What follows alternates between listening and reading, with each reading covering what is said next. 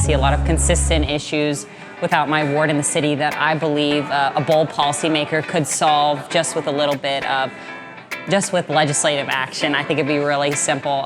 My biggest concerns right now are creating a stormwater policy that will make sure that we're not charging rural folks living in Ward 4 the same amount that we're charging parking lots on Walmart, on Highway 9. Those folks, when we're talking about the science of stormwater drainage, folks who have long gravel roads being charged the same amount as parking lots just doesn't make sense, because we know why stormwater issues are happening. It is because of large paved areas, not because of these rural folks. So one of my first priorities would be passing a stormwater tax that ensures that equitable charges to make sure that folks on Ward 5 are not paying the same amount as Walmart, so that we can do things like stop spending millions out of our general fund so that we could have more money to be able to use for discretionary spending, like the creation of a senior center, like reinvesting in our public sidewalks. Southbury Road is particularly bad when it comes to completely crumpled sidewalks. I consider myself an environmentalist, so I bicycle or ride my longboard every day to work, and a lot of mornings I see one morning I saw a young man who was in a wheelchair that actually rode his wheelchair off the sidewalk and rode it into the street because it was not navigable for his chair on the sidewalk. And when you think about somebody living with a disability having to endanger their life to be able to navigate our city, it's unacceptable.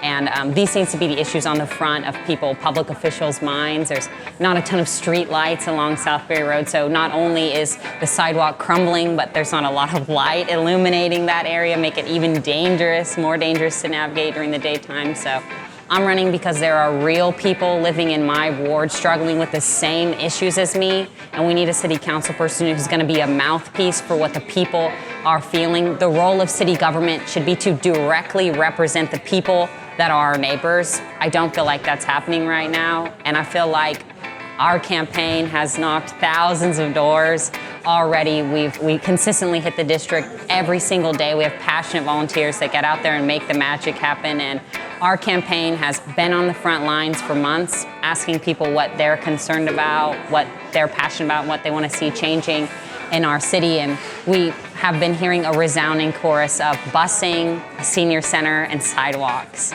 And I'm running because I believe we can make those happen with a stormwater utility that makes sense and saves millions from our general fund, and collaborating with other counties to create a transit system that connects OKC, Moore, Norman in a way that is not only profitable for us, but saves us money in the long run because we don't have to continuously invest in our street infrastructure.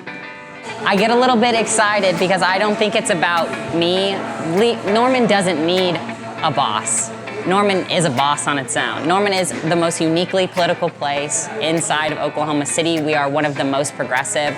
We have an RF 100, an LGBTQ civil rights ordinance. I was there the night that was passed. It was historic. Norman is doing the right thing and pushing the needle for the rest of Oklahoma. They don't need someone to roll in there and tell them what to do. They need somebody who's gonna go to their doors, meet them in their neighborhoods, walk with them on their sidewalks, listen to the issues, and just bring them to the table. And that's why I'm running, because for me, this has nothing to do with anything but fighting for our shared liberation here in Norman. I am a community organizer. I've been community organizing since I was 15. When I was 16, we put together the March for Our Lives in Oklahoma City.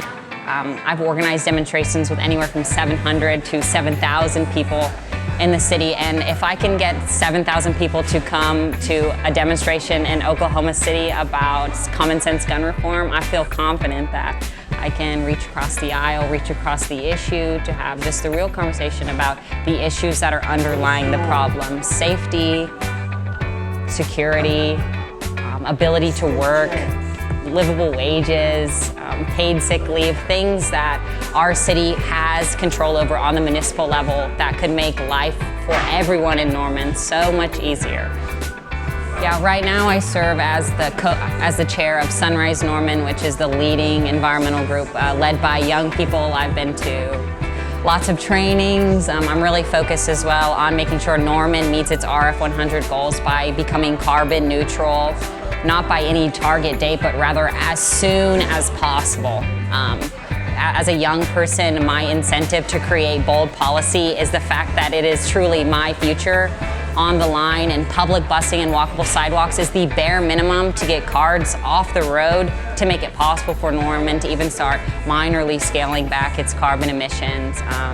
And I guess the last couple things I'd want to add for my ward specifically is I'm out there with you all, we're knocking the doors. But what I'm seeing a lot is in our senior residential homes, there's often not bus stops directly in front of them, which means that their mobility is extremely limited. Busing is an essential tool of mobility for working class and lower class folks in Norman. Like, that is the facts. Busing needs to be a priority, and the fact that our city voted to overwhelmingly pass the new bus legislation to be able to reinvest, reanalyze the way that we spend money on busing and are willing to put more money into busing shows me that there is a desire in Norman for public transit to grow. I just think we need to have hard conversations about where that growth needs to happen, and that growth needs to happen first and foremost to serve frontline communities like our working class force and our seniors who rely on public transit to get about our city.